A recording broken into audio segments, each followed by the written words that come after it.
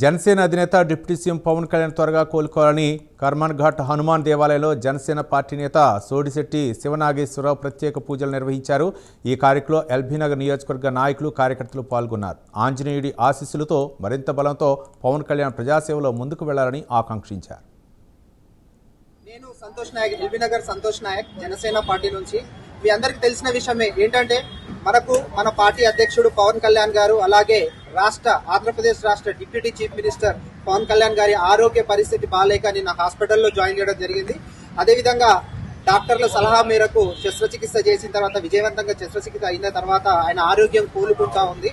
So ఆరోగ్యం ఇంకా త్వరగా కోలుకొని మళ్ళీ ప్రజల్లోకి వచ్చి మళ్ళీ తన సహాయ సహకారాలు పేద ప్రజలకు అందించాలని చెప్పేసి మనస్ఫూర్తిగా ప్రతి జన సైనికుడు, ప్రతి కార్యకర్త, ప్రతి వీర మహిళ అందరూ మేము కోరుకుంటూ ఈ రోజు వారికి ప్రత్యేక పూజలు, వారి ఆరోగ్యం పట్ల దృష్టితోటి ప్రత్యేక పూజలు జరిపించి ఈ రోజు కర్మన్ ఘాట్ హనుమాన్ టెంపుల్లో స్వయంభూగా వెలిసిన మన ఆంజనేయ స్వామి టెంపుల్లో వారి పేరు మీద మన సోడిశెట్టి శివనాగేశ్వరరావు గారి ఆధ్వర్యంలో ఈ రోజు మనం ప్రత్యేక పూజలు జరిపించడం జరుగుతుంది.